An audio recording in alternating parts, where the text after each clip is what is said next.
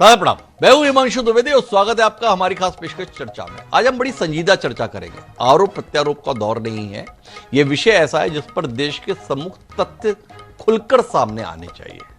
संदर्भ यह है कि पिछले कुछ समय से राज्यपालों की भूमिका को लेकर बड़े सवाल उठते आ रहे हैं। राज्यपाल राज्य में केंद्र सरकार का प्रतिनिधि होता है, राष्ट्रपति के द्वारा उसकी नियुक्ति होती है, पर वो केंद्र की परामर्श से की गई होती है।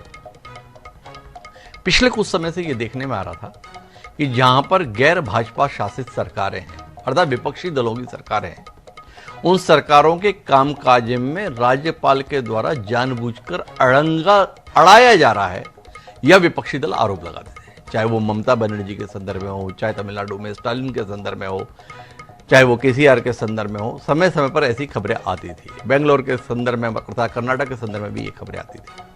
और इसमें एक सबसे ज्यादा विवादास्पद जो तरीका रहता था, वो तरीका ये रहता था कि निर्वाचित सरकार का विधानसभा में बहुमत होता है, विधानसभा में सरकार के द्वारा कोई विधेयक पारित कराया गया, मंजूरी के लिए संवैधानिक व्यवस्था के तहत राज्यपाल के पास भेजा गया, राज्यपाल उसे रखकर बैठे हुए हैं। अरसा गुजर जाता है, मुख्यमंत्री मुलाकात करते हैं पर साइन नहीं होते हैं, बहुत दबाव बना तो राष्ट्रपति के पास भेज देते हैं। कुल मिलाकर एक निश्चित समय में मंजूरी न देने को लेकर विवाद आए।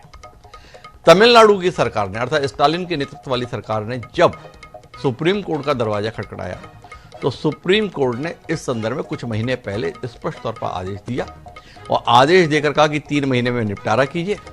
दूसरा, उन्होंने तकरीबन 10 विधेयकों के संदर्भ में उसे मंजूरी करार भी दे दी। तब से एक संवैधानिक संकट मानो उत्पन्न हो रखा है। राष्ट्रपति ने सुप्रीम कोर्ट से ही 14 बिंदुओं पर सलाह मांगी है। इस विषय के संदर्भ में सुनवाई चल रही है। 19 अगस्त से लगातार सुनवाई चल रही है। बुधवार को इस संदर्भ में सुप्रीम कोर्ट ने कुछ टिप्पणियां की। ये टिप्पणियां सॉलिसिटर जनरल तुषार मेहता के द्वारा दी जा रही दलीलों के दौरान थी। उन्हीं पर आज हम बात करेंगे। सबसे महत्वपूर्ण जो दलील थी वो ये दलील थी कि राज्यपाल कोई पोस्टमैन नहीं है। ये आपने सरकार ने भेजा विधेयक, उसने साइन कर दिए, उसको विवेक संबंधी फैसले लेने के संदर्भ में संविधान में अधिकार प्राप्त है। और यहीं पर सुप्रीम कोर्ट का कहना है कि आप एक निर्वाचित सरकार को कामकाज से रोकने के लिए भी नहीं। इस महीन सी बात पर ही आज हम बात करेंगे। हमारे साथ इस चर्चा में आरोप प्रत्यारोप की गुंजाइश नहीं, इसलिए हमारे साथ केवल 2 प्रतिनिधि हैं। हमारे साथ भारतीय जनता पार्टी, जो देश का सबसे बड़ा राजनीतिक दल है, देश में जिसकी सरकार है, उसके प्रतिनिधि के तौर पर प्रमोद मिश्रा जी हैं।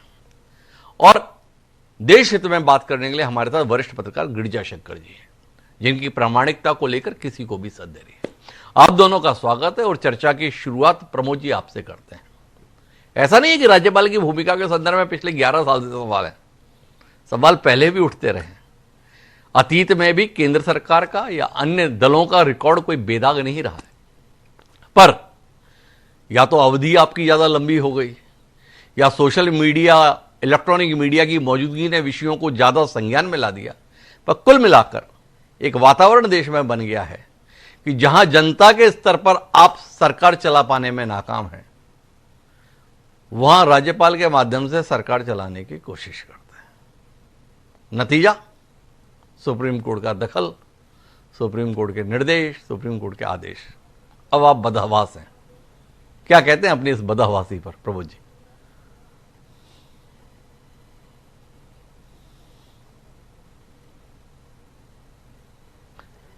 प्रमोद जी, आपका म्यूट है, उसे अनम्यूट कर देंगे कृपया। जी नमस्ते हिमांशु जी, और नमस्कार गिरिजा शंकर जी। यानी बदहवासी किस चीज की? कोई बदहवासी नहीं।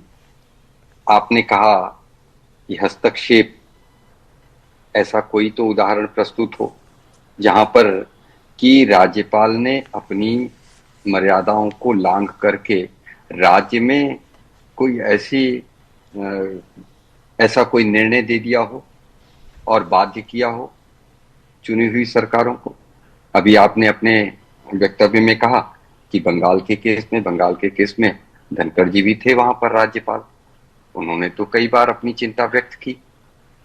ये सोचने का समय नहीं है क्या कि क्या वो चिंताएं जनहित से जुड़ी हुई नहीं थी? क्या उनके वक्तव्य वहां के राज्य के कानून व्यवस्था और जो घटनाएं घटित हो रही थी उनको लेकर के नहीं थी, निसंदेह थी। अब मानना न मानना ये तो मूल्यांकन का विषय या तो वरिष्ठ पत्रकारों का, विश्लेषकों का, कानूनी विशेषज्ञों का और आप जैसे वरिष्ठ पत्रकारों का भी हो सकता है, परंतु ऐसा तो कोई उदाहरण नहीं प्रस्तुत होता है कि कहीं पर ऐसा कोई निर्णय थोप दिया गया हो। 11 वर्षों से हमारी सरकार है।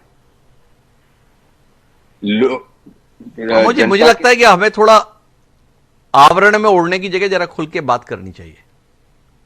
वो धनखड़ जी के जो आरोप थे ना, उसके बाद 3/4 बहुमत से बंगाल की जनता ने ममता बनर्जी और तृणमूल कांग्रेस को जिताया था।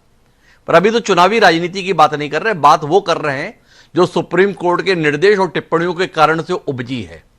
तमिलनाडु में गवर्नर 10-10 बिल को सालों तक दबाकर रखे रहे।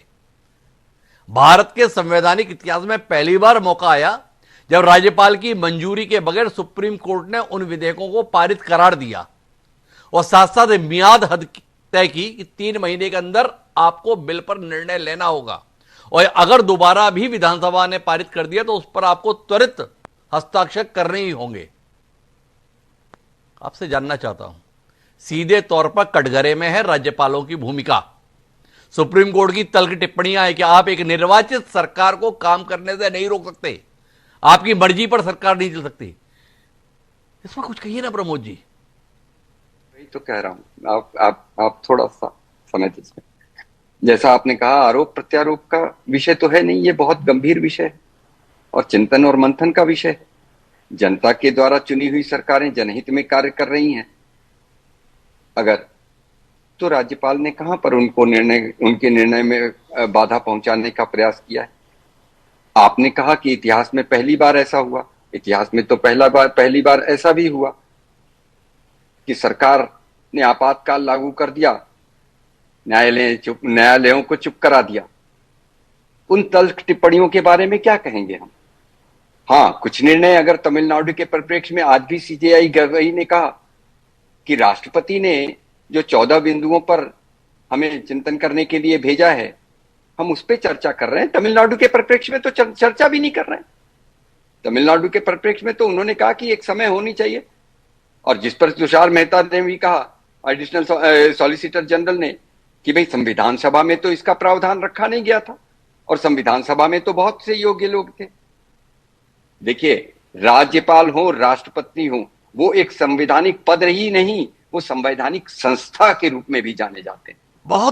बहुत ही सुंदर दलील है प्रमोद जी। संविधान सभा ने ऐसा नहीं कहा, पर संविधान सभा ने कहा था शीघ्रातिशीघ्र। संविधान में शब्द है इस्तेमाल, अर्लीस्ट एज पॉसिबल। तो जरा प्रमोद जी जैसा विद्वान प्रवक्ता बताए कि शीघ्रातिशीघ्र से आशय क्या था संविधान सभा का? दिन, हफ्ते, महीने, साल, दशक? क्या होता है शीघ्रातिशीघ्र का आशय? क्या सोच थी संविधान सभा की? जी डॉक्टर साहब, संविधान सभा ने जो ASAP आपने कहा, एज सून एज पॉसिबल और एट द सूनेस्ट पॉसिबल, या शीघ्र हिंदी में कहें तो उन्होंने तो सबके लिए कहा। क्या ये न्यायालयों पर इस प्रक्रिया का मूल्यांकन नहीं किया जाना चाहिए? ऐसे कितने ही निर्णय लंबित पड़े रहते हैं, क्या इस पे चिंतन नहीं होना चाहिए? हालांकि मेरे अधिकार क्षेत्र में नहीं आता उन पर टिप्पणी करना, लेकिन ऐसे कितने निर्णय लंबित पड़े हुए, वर्षों से पड़े हुए हैं। न्याय जिसको चाहता है चाहिए, वो न्याय के लिए गुहार लगा रहा है, वो जीवित नहीं रहे, उसकी अगली पीढ़ी तक उसमें कोर्ट में जाती है। तो क्या समय सीमा का उल्लंघन वहां नहीं होता? शीघ्रातिशीघ्र क्या शब्द जब संविधान सभा ने कहा तो खाली कुछ लोगों के लिए कहा और कुछ लोगों के लिए नहीं कहा? ऐसी भी व्यवस्था तो नहीं है। इसका समग्र मूल्यांकन और समग्र चिंतन होना चाहिए। ये राष्ट्रहित में अगर समग्रता के साथ इस पर विचार करना है तो हर क्षेत्र में विचार करना। तो आपका आशय है प्रमोद जी कि जब तक अदालत शीघ्रातिशीघ्र निर्णय नहीं देती है तब तक राज्यपालों के संदर्भ में शीघ्रातिशीघ्र का फार्मूला लागू नहीं होना चाहिए। रखे रहिए निर्वाचित सरकार के द्वारा पारित विधेयकों को जब तक कि आपकी ही सरकार राज्य में ना बन जाए। क्या कहते हैं? तक ये नहीं तब तक वो नहीं की बात ही नहीं है। देखिए, एक समानांतर प्रक्रिया है।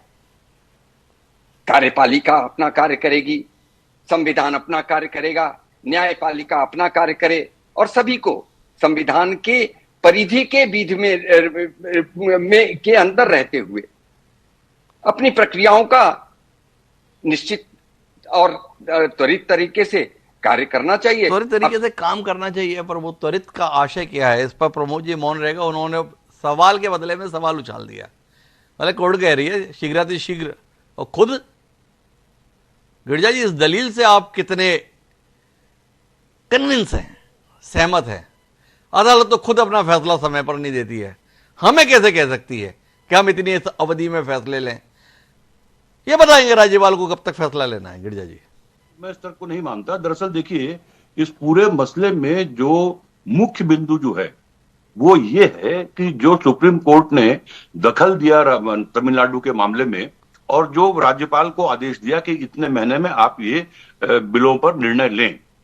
सवाल इसके बाद जो सवाल उठे, वो सवाल ये उठा कि सर्वोच्च कौन है, राज्यपाल, राष्ट्रपति या कोर्ट? दूसरी बात अधिकारिता का आया कि क्या सुप्रीम कोर्ट को यह अधिकार है कि वो राज्यपाल या राष्ट्रपति को ऐसा कोई आदेश दे सके कि जिसमें वो समय सीमा निर्णय लेने के लिए करें। और उसी के संदर्भ में राष्ट्रपति के द्वारा जो रेफरेंस भेजा गया सुप्रीम कोर्ट को, जिस पर सुनवाई चल रही है और ये बातचीत हो रही है। दरअसल हमको एक बात समझना चाहिए कि संविधान निर्माताओं ने जब संविधान बनाया तो बहुत सारी चीजें ऐसी रही, उनको ये नहीं अंदाजा था कि 75 साल बाद देश की राजनीति या सत्ता की राजनीति इस तरह हो जाएगी कि सामान्य विवेक को भी किनारे रख दिया जाएगा। यदि उन्होंने कुछ ग्रे एरिया संविधान में छोड़ा है तो वो ये मानकर छोड़ा है कि हमारे राजनेता, चाहे वो सत्ता में हो चाहे विपक्ष में हो, उस ग्रे एरिया में अपने विवेक और जो सामयिक जो विधि सम्मत चीजें हैं उसको अपने विवेक से उस पर निर्णय लेंगे। क्या ये राज्यपालों को क्या कोई तर्क ऐसा दे सकते हैं कि किस विवेक के आधार पर चुनी हुई सरकार के पारित बिलों को 2 साल 3 साल या उससे अधिक समय तक लंबित रखा गया? जाहिर है कि ऐसे मौके पर सिवा उन सरकारों के पास सुप्रीम कोर्ट में जाने के और दूसरा कोई विकल्प नहीं है। और सुप्रीम कोर्ट यदि अपने विवेक का उपयोग करते हुए, पता नहीं उनका अधिकार है या नहीं, लेकिन यदि कोई ऐसा फैसला देते हैं कि एक निश्चित अवधि में इन मामलों का निराकरण हो, तो मैं समझता हूं कि इस दिशा में सरकारों को भी अपनी तरफ से पहल करनी चाहिए। कल या परसों जो बिल आया, 30 दिन तक जेल में रहने के बाद उनको अपना अपना पद छोड़ना पड़ेगा, ये किस लिए आया? क्योंकि यदि कोई सरकार में पद धारण करने वाला व्यक्ति यदि जेल चला जाता है, जेल में रहता है, हिरासत में रहता है, तो उसको पद छोड़ने की बाध्यता या न बाध्यता को लेकर संविधान मौन है। और इसका फायदा पिछले दिनों हमने देखा कि दिल्ली के प्रकरण, दिल्ली सरकार के प्रकरण में यह उठाया गया कि केजरीवाल और बाकी लोगों ने अपने पद से इस्तीफा नहीं दिया और जेल से रहकर सरकार चलाते रहे, जिसकी आलोचना भी हुई। नैतिक रूप से उनको इस्तीफा देना था या नहीं देना था, ये उनको निर्णय करना था। गिरिजा जी, मैं बीच में रोकता हूं। क्या आप नहीं मानते हैं कि जिस समय संविधान बन रहा था उस समय नैतिकता के मूल्य ऊंचे थे? नैतिकता को लेकर यह मानकर चल रहे थे कि ऐसी बेशर्मी के साथ व्यवहार नहीं होगा, आंखों की कुछ ना कुछ शर्म रहेगी। क्या आप नहीं मानते हैं कि यह सारी जरूरतें अब इसलिए पड़ रही हैं कि लोगों ने शर्म को पूरी तरीके से खूंटी पर टांग दिया है? प्रमोद जी कितनी आसानी से कह रहे हैं, क्या बिहार में कि बंगाल में ऐसा नहीं हो रहा था, तमिलनाडु में ऐसा नहीं है? ऐसा तो भाजपा शासित राज्यों में भी बहुत कुछ हो रहा है, पर किसी गवर्नर की चूं की आवाज भी सुनाई नहीं दी।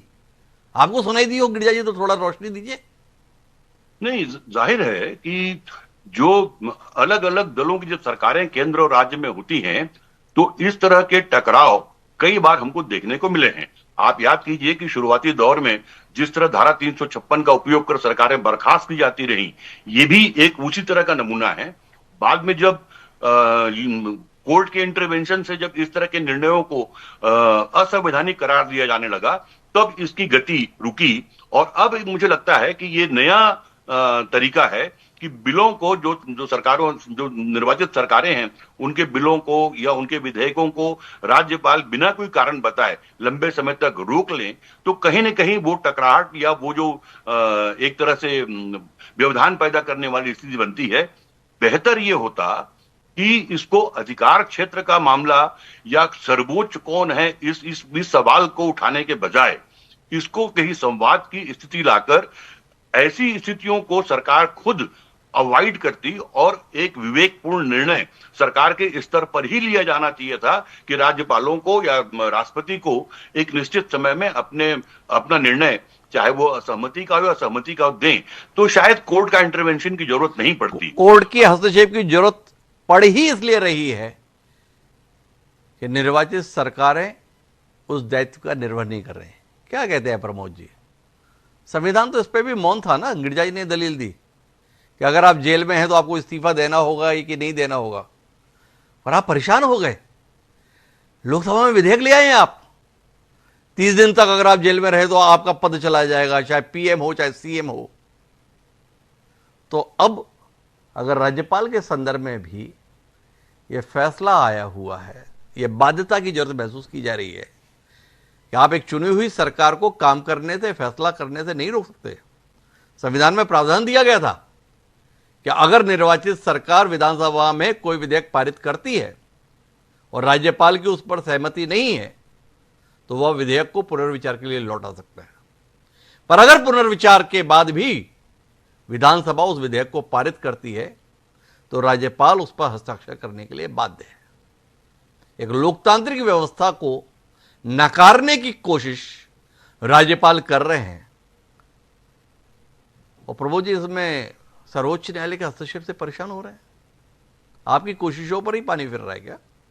बोलूं मैं? अनुमति हो तो मैं। जी प्रभु जी, अब तो आपकी बारी है। हमारे सवाल तो खत्म हो गए। जी, कोई परेशानी नहीं, कोई परेशानी नहीं। अप्रैल में अभी आदरणीय गिरिजा शंकर जी कह रहे थे, अप्रैल में, और आपने भी इसका उल्लेख किया, अप्रैल में जब माननीय उच्चतम न्यायालय ने यह निर्णय दिया, कहीं पर सरकार ने उसका विरोध किया या विरोध प्रकट किया? संविधान में पूर्ण विश्वास करने वाला हमारा एकमात्र संगठन है। आज के दिन में मैं ये कह सकता हूं, जहां तक बात आपने कही कि संविधान सभा क्या इस पे मौन थी, उस पे मौन थी, एक विषय पर तो मुखर थी कि धर्मनिरपेक्षता जैसे शब्दों का प्रयोग नहीं किया गया। मूल प्रस्तावना, जो उसकी आत्मा कहा उसको, और इस पर तो पूरा अध्ययन किया गया। और उन्होंने यहां तक कह दिया कि भारत की मूल प्रकृति और मूल संस्कृति में ही ये शब्द हैं, इनको परिभाषित करने की क्या आवश्यकता है? ऐसी क्या मजबूरी थी कि 25 वर्षों के अंदर, 27 वर्षों के अंदर संविधान की मूल प्रस्तावना को ही संशोधित कर दिया गया अपने अनुसार, अपने राजनीतिक हितों के अनुसार। एक जगह उत्तर प्रदेश में विवादित ढांचा गिराया गया था। इस देश में लोकतांत्रिक तरीके से चुनी गई 4 सरकारों को भंग कर दिया गया था। हमने तो ऐसा नहीं किया। हमने तो कभी किसी सरकार पे 356 का। क्या बात कर रहे हैं आप?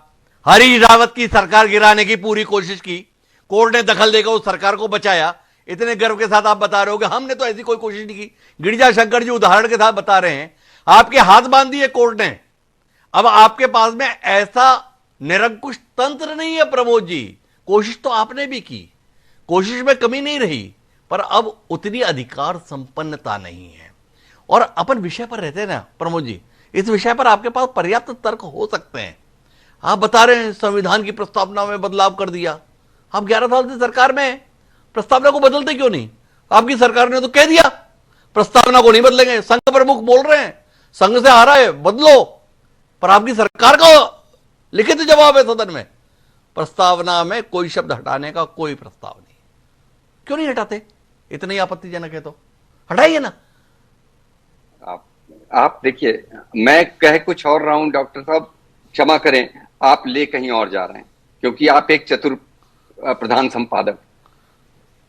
लेकिन मैं आपने चूंकि उस संदर्भ में कहा कि संविधान सभा के लोग इस पर मौन थे और इस पर मुखर थे, मैंने ये कहा कि भाई इस पर तो मुखर थे, उस पर हटाने वालों पे प्रश्न किया किसी ने? कभी प्रश्न नहीं किया। मैंने कहा कि उत्तर प्रदेश की सरकार को भंग किया कोई कारण हो सकता है। आपने हरीश रावत की बात की, क्या हमने 356 लगाने का वहां पर प्रयोग किया था? क्या कभी नहीं किया, और बिल्कुल भी नहीं किया। I am telling you on record. और अगर आपके पास कोई ऐसे तथ्य हैं कि 356 लगाने का कोई प्रयोग करने की कोई मंशा जाहिर की हमने, तो कभी नहीं किया। उससे दुरह स्थिति आरजी कर जैसी घटनाएं हुई बंगाल में, कभी हमने किया क्या कोई प्रयोग इस तरह का? कोई प्रयोग नहीं किया, क्योंकि संविधान में हमारी पूर्ण आस्था है और हम भी जनता के द्वारा चुने गए हैं। एक बार नहीं, बार बार, लगातार, निरंतर। और तीसरी बार हम क्यों ऐसा करेंगे? हमें जनता का विश्वास है। हम जनहित के कार्यों करने के लिए और उनके संपादन के लिए आए हुए हैं। हम उनके लिए, उनके प्रतिनिधि, हम उनका कार्य कर रहे हैं। उनका आशीर्वाद भी प्राप्त हो रहा है हमें। और इसीलिए इस तरह के डिबेट में बड़ी मुख्यता के साथ हम पढ़ना भी नहीं चाहते, क्योंकि न्यायालय एक स्वतंत्र संस्था है। न्यायालय को अपना काम करना चाहिए, उनको अपना काम करने दीजिए। तो मतलब प्रमोद जी, अपने पास हो रहा है समय समाप्त।